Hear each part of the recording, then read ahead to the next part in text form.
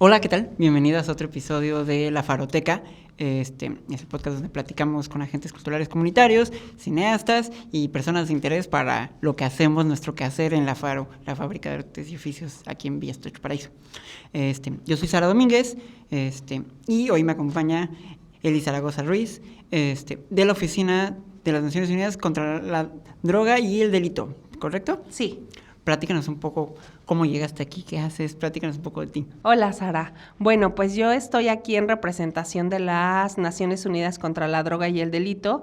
Justo nuestra oficina en México tiene como principal mandato trabajar en la prevención del delito y la violencia, así como también en la prevención del tráfico ilícito de drogas, el tráfico ilícito de personas, y de igual manera pues empezar a generar comunidades más resilientes, fuertes, inclusivas, equitativas y justas, ¿no?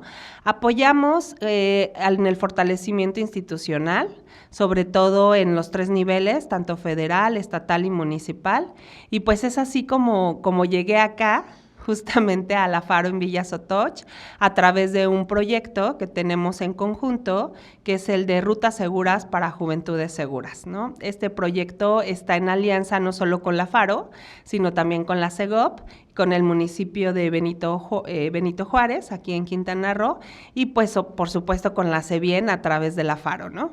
Ya, nosotros llevamos ya poco más de 6 meses colaborando con ustedes, de hecho un poco más en contacto directamente con la oficina, porque gracias a la Secretaría de Gobernación se acercaron a la Faro, nos dijeron, tenemos interés de que colaboren con la Oficina de la Droga y el Delito para hacer un proyecto que tenga permanencia, que tenga largo alcance, que se le pueda dar continuidad. Nos dijeron, y nos interesa que sea con ustedes que están haciendo una labor en Villa Estocho Paraíso que tiene sus problemáticas. Entonces para nosotros sonaba rarísimo, pero súper emocionante al principio, y hemos aprendido muchísimo en el proceso con ustedes. Entonces me gustaría que me platicaras también un poco como de qué se trata la colaboración, cómo funciona esta colaboración, qué es lo que ustedes vinieron a hacer, qué estuvieron haciendo en las entrevistas, platícame. Mira, el proyecto de Ruta Segura entiendo que tuvo un previo a que llegara justamente Naciones Unidas contra la Droga y el Delito, ¿no? Ya ustedes venían trabajando en conjunto con las autoridades municipales, sobre todo para ir previendo, como su nombre lo indica, una ruta segura para poder prevenir la violencia contra las y los jóvenes, ¿no?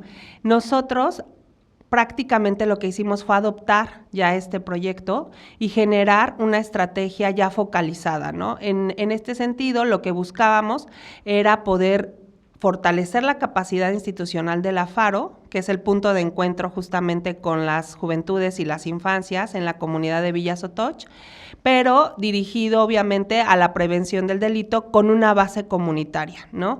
¿Qué implica prevenir el delito con una base comunitaria? Bueno, pues como su nombre lo indica, es tratar de reducir la incidencia delictiva, de reducir la violencia a través de estrategias, de acciones focalizadas, en donde la comunidad es un protagonista fundamental también para ejercicio y desarrollo de estas acciones, ¿no?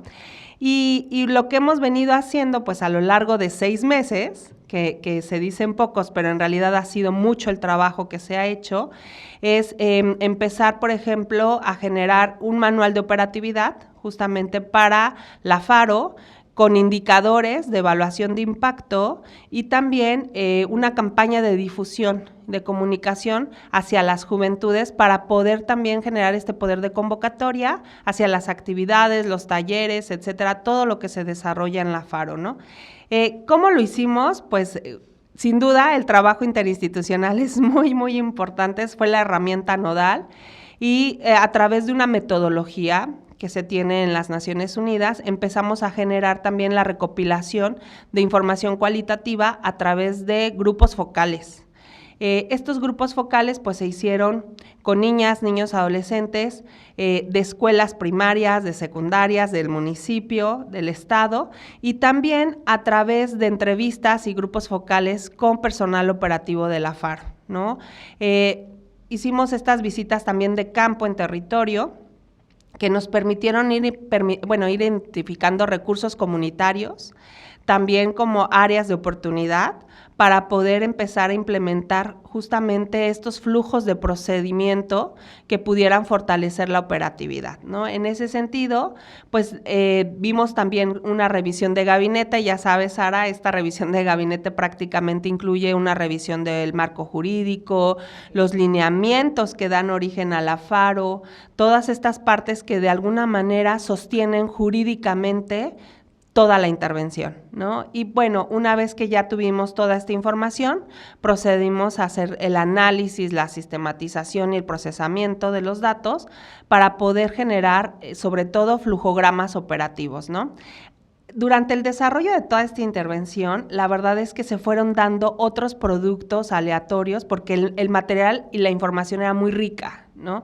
Entonces, por ejemplo, con los grupos focales logramos obtener la voz y ciertos mensajes que venían directamente de mujeres, de niñas, niños, adolescentes, de jóvenes, de hombres también que asisten a la FARO, ¿no? Y de manera general, muchos insistían como en este factor común, en donde posibilitaban a la FARO como un lugar seguro para no solamente tomar los talleres y las actividades, sino también para hablar, ¿no? Para tratar temas que por lo general en casa o en los hogares no se trataban, y empezar a abrir también ciertas problemáticas justamente que están paralelas al delito o a la violencia, ¿no? Sobre todo a la violencia en el ámbito familiar o a la violencia por razón de género cometidas contra mujeres y niñas, ¿no?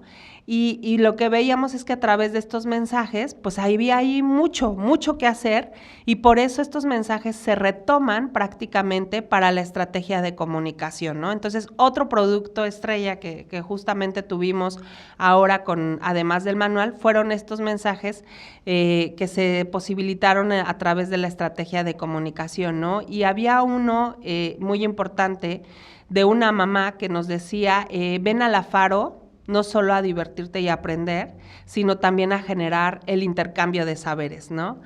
Esta palabra intercambio de saberes, y tú lo debes saber mejor que yo, justamente forma parte del enfoque de la FARO, ¿no? Entonces, empezar a ver cómo justo todo este trabajo en prevención de la violencia, del delito, con este enfoque comunitario, permea en la introyección de conceptos que para la gente es como algo muy simple, ¿no? Pero que justo te da este enfoque de la FARO, donde hablas de enfoque de derechos humanos, principio de no discriminación, perspectiva de género, interseccionalidad, donde ves este diálogo transgeneracional, ¿no? O sea, esa palabra tenía que ser también, pues, establecida en esta otra gran entregable que fue justamente los mensajes, ¿no?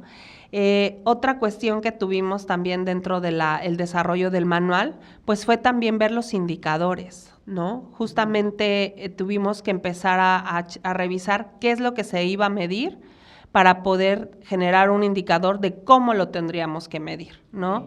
La FARO tiene un nodo importante, Sara, que son los agentes culturales, ¿no? Y los talleristas. Y entonces también ellos fueron parte de esta recopilación. Claro, totalmente, ¿no? Y lo que nos decían en la generalidad es que no contaban con instrumentos para poder ellos no evaluar, sino a lo mejor tener una escala de valoración sobre el impacto de sus actividades o sus talleres en la población que se inscribía, ¿no? Y entonces en este manual, además de los procesos operativos, además de los indicadores, decidimos dejar, a lo mejor en la parte de anexos, no menos importantes, justamente estos instrumentos en donde podemos generar una entrevista inicial para saber quiénes son las personas que van a ser parte de la FARO a través de los programas y talleres, y finalmente un instrumento de valoración de las actividades. Exacto. Entonces, a grandes rasgos, básicamente, fue como no evaluación, pero un chequeo. Digamos que fuimos como con un médico, que en este caso fue la Oficina de las Naciones Unidas, que nos hizo una revisión de cómo están, cómo vamos, y estas recomendaciones les damos para lo que sigue, porque queremos construir una ruta segura. ¿Más o menos? Sara, mira, en palabras de algunos jóvenes nos decían el día de ayer, por ejemplo, lo que ustedes hicieron fue una fotografía o radiografía del momento, ¿no? Y es bien cierto, o sea, eso fue lo que hicimos, pero además fue no solamente conocer la situación, sino dejarles herramientas para que ustedes puedan incluir a lo mejor otras miradas especializadas que justamente confluyen en el tema de prevención del delito con base comunitaria. Está increíble. La verdad es que, o sea, yo estoy preguntando, pero tenemos aquí el manual de operatividad que nos dieron en la mano. Seguramente saldrán imágenes por ahí, que las vean. Pero algo que a mí me encanta es que podemos ver este FODA, que ya en otro podcast de la Faro platican un poco de eso. Ahorita también podemos conectar allá el clip de ello. Pero vemos las fortalezas, las oportunidades, las debilidades y las amenazas que tiene cada área que intercede alrededor de la Faro. Entonces, para nosotras se vuelve de muchísimo valor en lo que hacemos, porque estamos en el día a día, en la operatividad, y de pronto nos rebasa lo que está pasando en nuestro alrededor, y gracias a su mirada externa, podemos ubicar como de aquí podemos seguir trabajando, y aquí podemos ser bien, y lo que ya tenemos hay que mantenerlo, hay que cuidarlo y hay que darle continuidad. Y es importante porque en este tema de que estamos trabajando para generar rutas seguras, tú ya nos platicabas un poquito de lo que te tocó a ti hacer, pero llevamos trabajando con Ruta Segura desde que entramos a la Faro, porque nos llegó la voz, que todavía no sabemos quién fue la primera persona que dijo hagamos una ruta segura. Creemos que pudo haber sido un profesor de una de las secundarias cercanas, Carlos Fuentes, que dijo, queremos hacer una ruta segura, pero nosotros lo tomamos como tarea. Tenemos que involucrarnos y, como dices, hacerlo lo más interseccional posible. Entonces, el trabajo que hacemos en la Faro, lo que queremos es sacarlo de la Faro, que llegue a más zonas de Villa Sotoch Paraíso y que sea replicable. Entonces, de pronto tenemos estas herramientas que ustedes nos están regalando con tanto trabajo que hicieron, que nos permitirían, de cierta manera, hacer que este modelo sea replicable. ¿Estoy con lo correcto? Totalmente, Sara. Justo eso es lo que buscamos, que sea replicable, pero que además se fortalezca esta intervención, ¿no?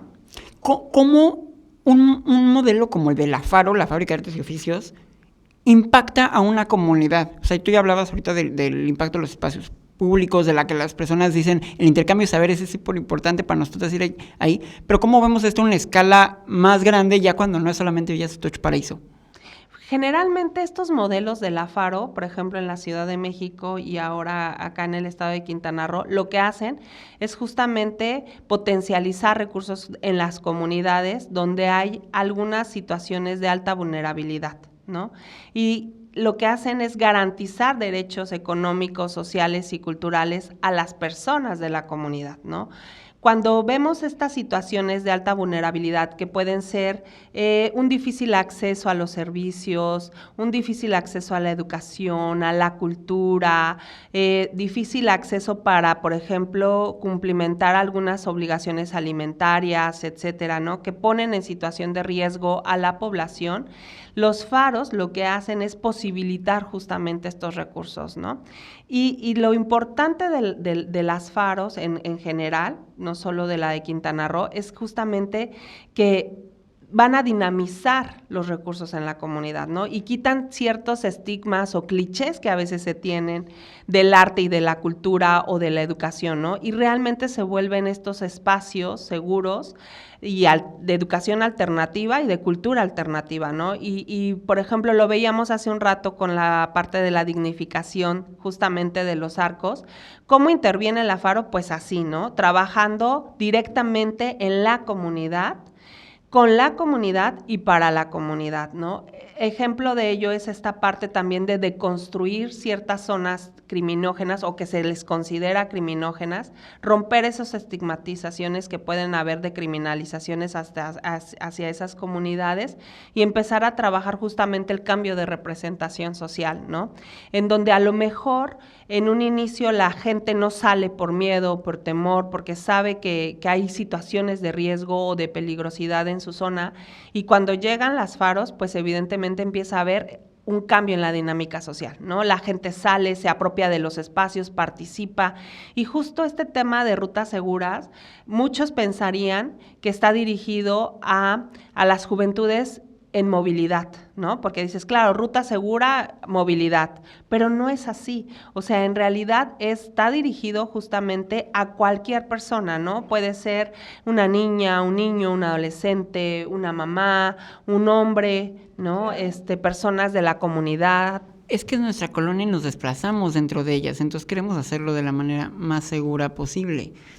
Yo, te escucho y recuerdo como las vivencias que hemos tenido en la Faro, porque para nosotras llegar y empezar a trabajar con la comunidad de Villas Atocha Paraíso fue muy llenador, porque hay muchas familias que tienen esta búsqueda y esta deseo de participar y de construir para su comunidad.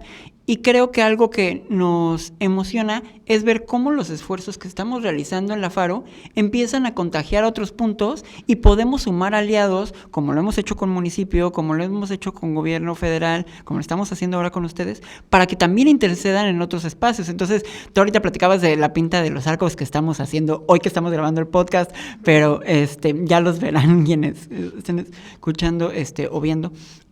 Lo que hicimos, pero también está el Parque Tubulquín, está el Parque de la Paz, está el Mercado Laquín y hay muchos otros proyectos que están realizando en las escuelas que nos rodean, en las secundarias, y que creo que es una inercia que de pronto ya rebasa a Villas Atocha Paraíso, que empieza a contagiar otras colonias. Entonces, pues es un descubrimiento, yo creo que para muchas personas, hay algunas que ya lo empezábamos a ver, cómo la cultura sirve también para la prevención del delito y del crimen. Entonces, esta herramienta que nos sirve de esparcimiento, de ocio, de entretenimiento y también de llenarnos dignamente, como tú decías, con artes, con oficios que podemos realizar, un hobby, un esparcimiento que nos da una herramienta, también sirve para prevenir. ¿Cómo ustedes desde la Oficina de las Naciones Unidas ven a la cultura como esta herramienta? Para UNODC, la cultura es un eje también importantísimo en todas nuestras estrategias y programas, no solo con la comunidad, sino también, por ejemplo, con personas privadas de la libertad. ¿Por qué? Porque la cultura, además, justamente es este aliciente para generar o desarrollar habilidades para la vida, para expresar también emociones, para trabajar justamente estas situaciones en las que de alguna manera se fue víctima y no, la palabra no es lo único que te ayuda para expresar y sacar justamente toda esta situación. Y entonces la cultura lo que hace es fomentar la expresividad desde el respeto, desde este autorreconocimiento también como sujetos de derechos. Fíjate, hace algunos meses tuvimos una apuesta de obras que se realizaron con mujeres privadas de la libertad en Santa Marta. La obra se trató o se llamó El Perdón, ¿no? Y cada una de las reclusas que participaron o de las personas privadas de la libertad justamente pintaron un autorretrato, ¿no? O una obra con las que ellas se identificaran. Y muchos de ellas trabajaron la culpa, ¿no? Culpa no solamente por haber delinquido, sino por no estar afuera, a lo mejor cuidando a sus hijas, a sus hijos, o por no haber sido, según ellas y lo que ellas expresaban, lo suficientemente buenas, ¿no?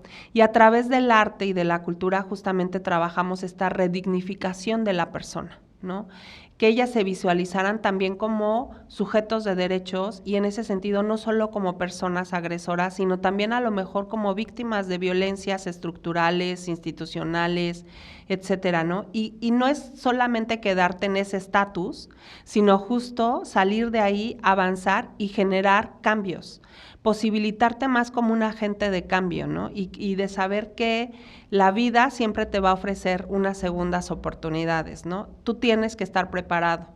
Y en ese sentido, el arte también desarrolla estas habilidades sociales que no solamente tienen que ver con la conducta, sino también con el aspecto individual, social, emocional, etcétera, ¿no? Y hoy día, el arte también es un promotor de salud mental, ¿no? Que también es muy importante. Entonces, sin duda, para nosotros, la Faro ha sido un gran aliado, ¿no? Es un gran aliado, pero también, como tú lo decías, por ejemplo, el municipio de Benito Juárez, ¿no? Porque evidentemente, ante problemáticas tan complejas, como son estas, una sola institución no podría, ¿no? No, necesitamos caminarlo todos. Claro, y como tú lo dijiste muy bien, Sara, hay que generar sinergias, sumar justamente los recursos para no duplicar esfuerzos y para generar estas, de alguna manera, estas acciones focalizadas, ¿no?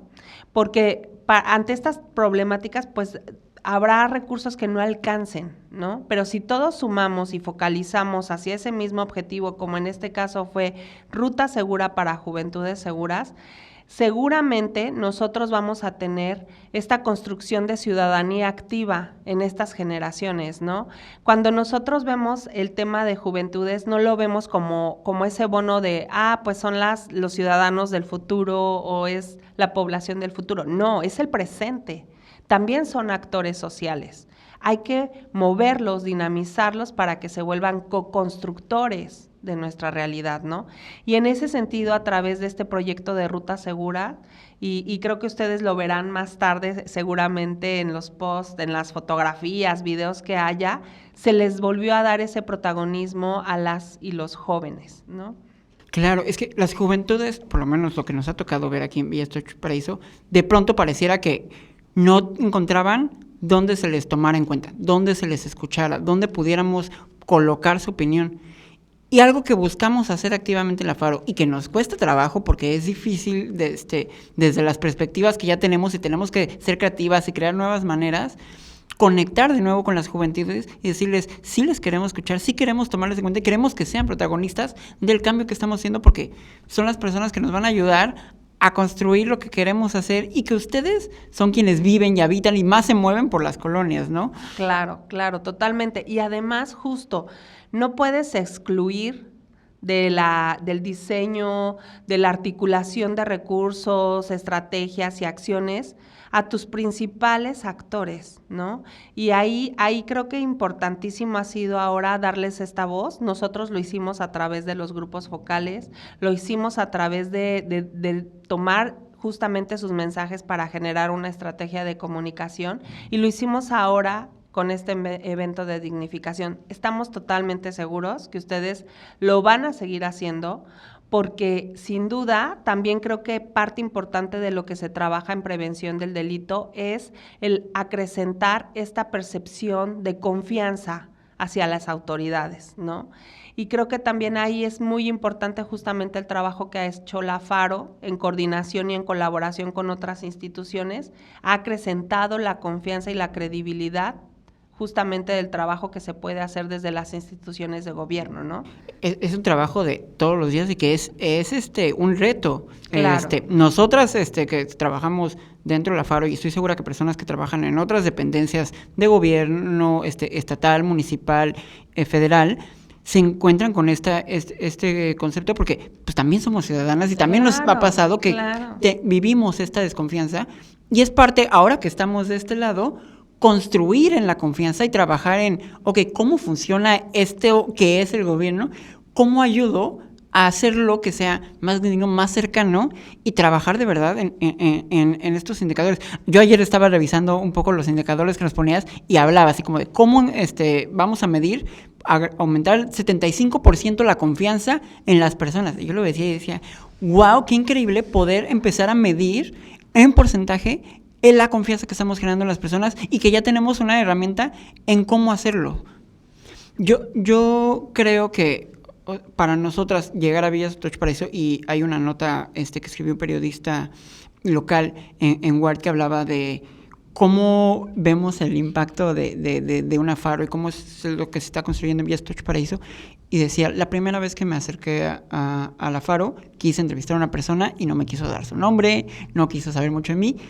Regresé un año después en un evento que estaban haciendo y la señora me reconoció, se acercó a platicar conmigo y me daba su nombre y me daba toda su información con gusto, pero cercana, porque quiero compartir contigo porque ya generamos esta confianza.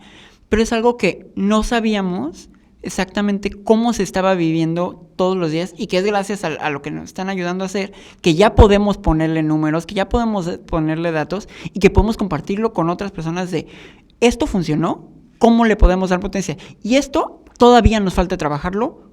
¿Cómo mejoramos? ¿Cómo nos podemos ayudar unas de otras en seguirlo trabajando?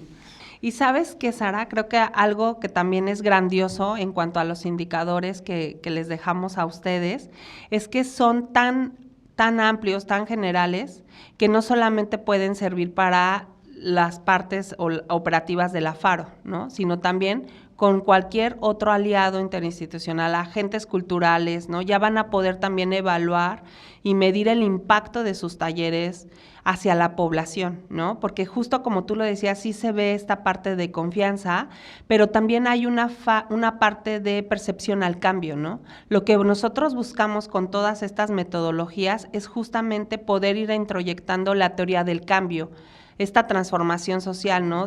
Iniciamos así y tenemos que terminar de distinta manera, ¿no? Totalmente.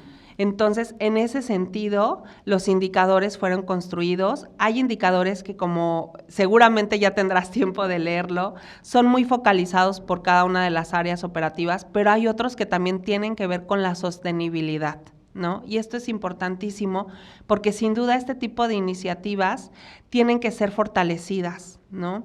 Tendríamos que tener más faros, obviamente en el estado de Quintana Roo y en otros estados de nuestro país, porque sin duda no solamente se convierten en estos espacios de encuentro para la cultura y la educación alternativa, sino también, yo lo exponía un poco ayer en una reunión, pueden ser estos unidades de primer contacto con la población para poder visibilizar violencias, situaciones complejas, ¿no? Y no quiero decir que la FARO se vuelva en un policía primer respondiente, pero sí justamente la FARO, al ser un espacio seguro, puede posibilitar, por ejemplo, el tema de denuncias, ¿no? El tema también ahí de alianzas interinstitucionales para generar atención. Al final nos volvemos un puente. Creo que algo que he notado muchísimo es que las personas se acercan sabiendo que somos un espacio de gobierno y nosotras llegamos pensando en vamos a repartir cultura y arte, pero nos encontramos también con las problemáticas de las personas y nos toca como parte del esquema de gobierno ser este puente que conecta a la ciudadanía con otras áreas de gobierno y que generamos estas alianzas que nos van conectando como a lo mejor a nosotras desde la FARO no nos toca ver este tema, pero te puedo conectar con la persona porque tenemos la manera de llegar más directamente y los vamos a traer y vamos a hacer que todos se involucren. Lo veíamos en el evento de hoy y lo vemos en muchos eventos de la FARO que buscamos que se presenten personas de la policía, tú decías de los 3 órdenes de gobierno, y que participen también de formas alternativas. Me gusta que dices como de, no se trata de que la FARO sea esta policía porque no lo somos de ninguna manera, pero también nos gusta transformar la labor que hace de pronto la policía, que la tenemos como en esta labor de pronto de patrullar las calles, pero también vienen a la FARO y tocan instrumentos, dan clases, hacen plática con los chicos, cambiamos la manera de cómo relacionamos la seguridad con la ciudadanía, que tú platicabas bastante de eso y creo que ustedes tienen bastante más experiencia que nosotras en eso, y que ha sido un descubrimiento, porque de la ciudadanía de pronto tienes como estos estigmas y esta noción de qué es la seguridad y vemos nuevas alternativas y formas que a lo mejor son más humanas y dignas de cómo acercarnos con las personas, con toda la ciudadanía, ¿no? Totalmente, y además que justamente este trabajo que se hace desde los derechos humanos es competencia de todos, ¿no? Por ejemplo, yo ayer veía actividades acá en la FARO con niñas y niños y veía que se promovía esta relación no violenta, esta relación de convivencia, pero sobre todo había ese reconocimiento de las niñas y niños como sujetos de derechos, ¿no? Y creo que eso también es importante en cómo la FARO y ahora todo esto que se está dinamizando alrededor posibilita también la transversalización de otros enfoques, no solo el enfoque de derechos humanos, sino también, por ejemplo, la perspectiva de infancia, ¿no? El reconocimiento eres sujeto pleno de derechos y no puedo caer en el adultocentrismo, ¿no? O en el edaísmo de minimizar tu experiencia o tu vivencia porque eres un niño o eres una niña, ¿no? Y lo veía hoy en la mañana justamente con este poder de convocatoria que tuvieron todas las instituciones, en donde veíamos también a mujeres, ¿no? Mujeres en su mayoría mamás, ¿no? Que traían a sus hijos y se sentían en confianza para elegir un stencil y decir esto y vamos a poner además una frase, un algo, ¿no?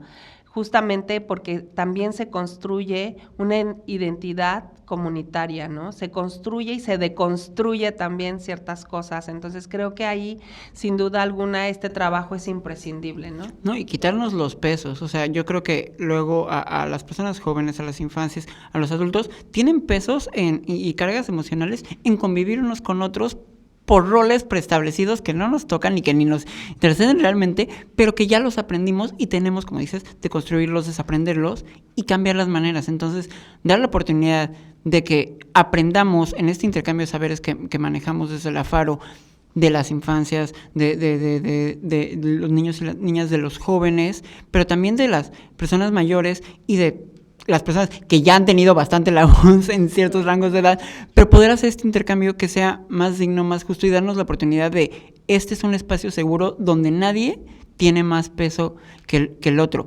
Entonces, de la misma manera como podemos ver a los chiques tomar la palabra, vemos a los adultos darse la oportunidad de jugar y divertirse. Yo lo veía hoy en la actividad de los señores pintando, las señoras pintando, rayando con graffiti, y la sonrisa que les trae, que es la misma que tienen las infancias y los jóvenes. Entonces generamos estos espacios donde todas somos exactamente iguales. Y digo, ya no estoy echando bastante aplausos, pero es que la verdad es que me llenó mucho verlo y creo que es algo que estamos tratando de hacer todo el tiempo y que se vuelve un reto y una tarea.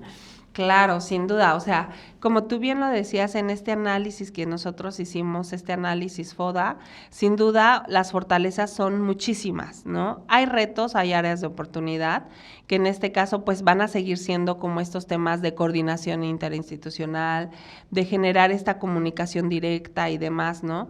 Pero creo que todo eso es superable, ¿no? Y por eso se vuelven áreas de oportunidad. Claro, y nos dan guía. O sea, al final creo que es súper importante también poder ver eso, poder voltear a ver tus oportunidades, tus debilidades y decir, ok, aquí es donde puedo seguir trabajando. Claro, claro. Y creo que también, sin soltar de los lados, tú ahorita hablabas de los agentes culturales comunitarios, de la necesidad de más faros, y yo creo que gran parte de lo que hacemos con las agentes culturales comunitarias de la Faro que participan en nuestras convocatorias y con quienes colaboramos todo el tiempo es cómo llevamos lo que estamos tratando de hacer aquí hacia allá afuera y cómo creamos estas redes que tú ya participaste, ahora y vamos haciendo una cadena donde todas vamos compartiendo y donde todas vamos generando esta inercia que a lo mejor y con suerte y con trabajo que estamos haciendo se expande a toda la península, a todo el estado. Totalmente. Y va contagiando otras partes. Que por ahí quiero preguntarte también un poco.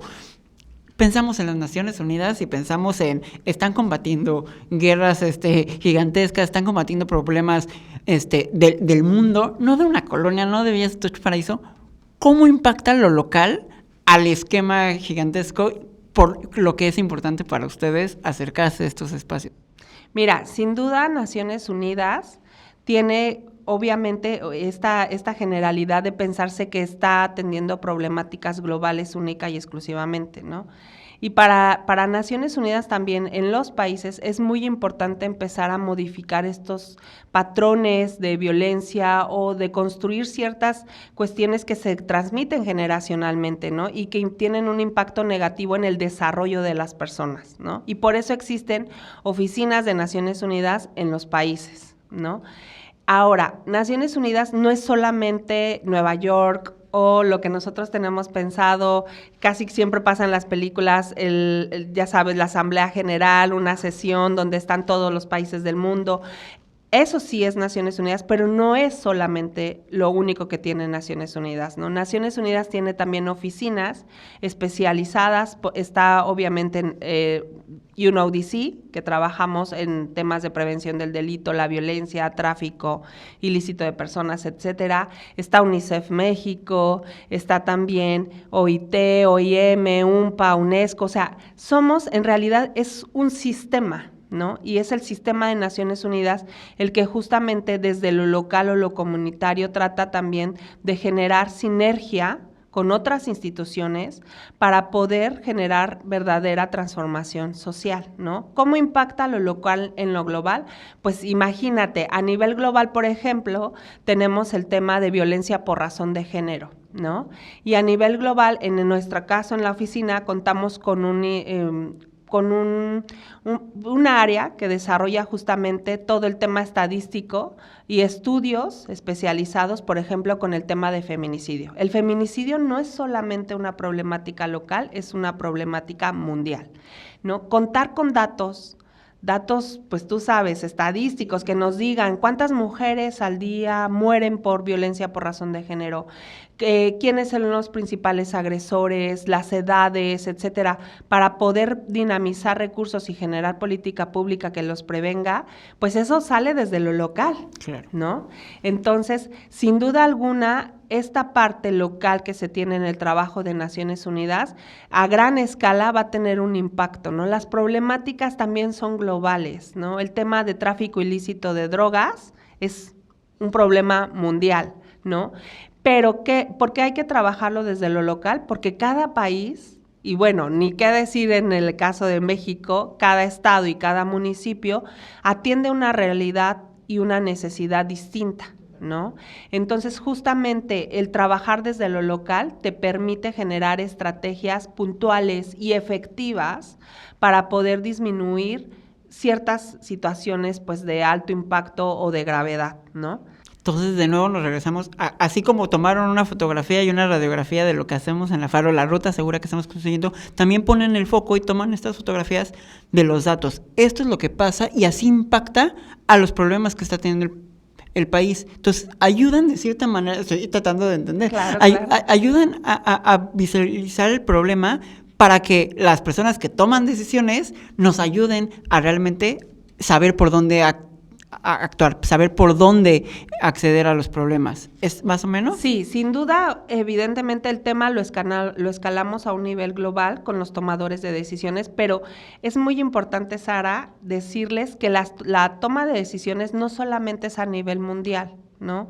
Somos un sistema y entonces, como tal, también hay decisiones que se toman desde lo local, ¿no? Y por ejemplo, ahora con este proyecto de Rutas Seguras nos sirvió también para poder identificar cuáles son las problemáticas que hay que atender. Y en ese sentido, cuando por ejemplo en las estadísticas veíamos, después del robo, la violencia familiar es el segundo delito que más se comete en el estado de Quintana Roo y que se baja también al municipio de Benito Juárez, eso te permite a los tomadores de decisiones en el nivel municipal y estatal y obviamente federal, pues empezar a decir hay que meter más recursos o mejor inversión en el tema para poder generar estrategias que prevengan la violencia familiar, que atiendan el tema también de violencia familiar y que evidentemente generen acceso a la justicia a las víctimas y sobrevivientes que se tienen de este tipo de violencia, ¿no? Pero eso, si tú te das cuenta, ya no se quedó solamente a nivel global, sino que justamente esta intervención desde lo local nos permitió generar y puntualizar hacia dónde tiene que ir la política pública para poder reducir estos niveles en ese tipo de violencia. Claro, entonces se vuelven aliadas de los gobiernos locales, de los activistas locales, para que sepamos, ok, aquí es donde está el problema, nos ayudan a identificar y entonces podemos trabajar más enfocadamente con cosas que ustedes ya nos ayudaron a identificar. Aquí es el área de acción. Más o menos. Sí, totalmente. Y además, pues en este caso, Naciones Unidas contra la Droga y el Delito también genera sinergia, ¿no? Aparte importante de las estrategias tienen que ver con la sostenibilidad, ¿no? Nosotros podemos dejar estas capacidades instaladas y fortalecer instituciones, pero al final del día, justo estas instituciones son las que van a continuar o las que están en el día a día justamente en este tema, ¿no? Entonces, por eso es muy importante que el trabajo se haga en colaboración o en coordinación con otras instituciones. Claro, ¿no? Y me encanta cómo lo hemos hecho desde acá con ustedes. Creo que les hemos aprendido muchísimo. Y la verdad es que desde la Faro estamos muy agradecidas con ustedes, con la Secretaría de Gobernación, con el municipio y con todos nuestros aliados, Haciendo Barrio, la Mesa Ciudadana de Seguridad y Justicia, abriendo puertas, las vecinas, que me cansaría de decir no los nombres, Liz, Margarita, Marta, todas que nos ayudan todos los días, que hacen que el trabajo que ustedes nos están ayudando a focalizar sea posible y sea una realidad todos los días. Creo que nos toca a nosotras tomar la herramienta y replicarla para que quien la quiera tomar y quiera seguir trabajando con nosotras podamos darle continuidad. Entonces, Muchas gracias. Dinos dónde más podemos ver información sobre lo que están haciendo desde la oficina, qué podemos consultar y qué proyectos son importantes para darles foco y voltear a verlos. Claro que sí. Naciones Unidas contra la Droga y el Delito tiene su página. Obvio, pongan DC México para que la información sea también en español y todo eso, y vean los programas que tenemos. Tenemos también una cuenta en X, igual, DC MX. Ahí pueden entrar y ver también qué es lo que estamos haciendo, no solo en Ruta Segura, sino en otros proyectos y otras estrategias que estamos llevando a cabo en el país y también a nivel regional.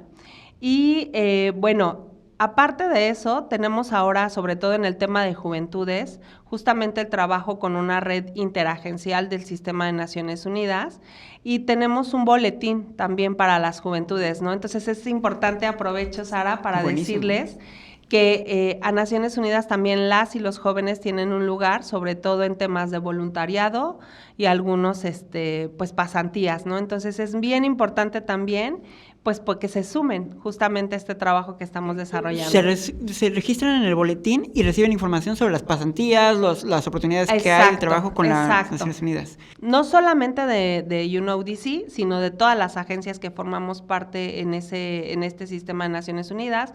Hay información de, obviamente, UNICEF, OIM, UNPA, UNESCO, OIT, todos ahí prácticamente ponemos justamente qué es lo que podemos nosotros ofertar, qué es lo que necesitamos, qué se va a hacer con jóvenes, qué se hizo a lo mejor, ciertas acciones. Seguramente por ahí verán este tema que hemos trabajado en Ruta Segura en el estado de Quintana Roo, en específico en Villa Sotoch. Y lo que buscamos es impulsar justamente este acercamiento del Sistema de Naciones Unidas con las juventudes. Pues entonces estaremos atentas allá al boletín, vamos a invitar a que la gente se registre. Muchísimas gracias, Eli, por estar aquí, y muchísimas gracias por todo el trabajo que está haciendo. Vamos a compartir aquí la información de lo que hicieron, las imágenes de lo que estuvimos haciendo con la ONU, para que sepan más sobre el trabajo de la FARO, en colaboración con la ONU, con municipio y con Secretaría de Gobernación. Que tengas bonita tarde y pues ya. Pues muchísimas gracias, Ada. Y de nuevo, pues reiterar el compromiso de Naciones Unidas contra la Droga y el Delito para seguir trabajando juntos. Muchas gracias.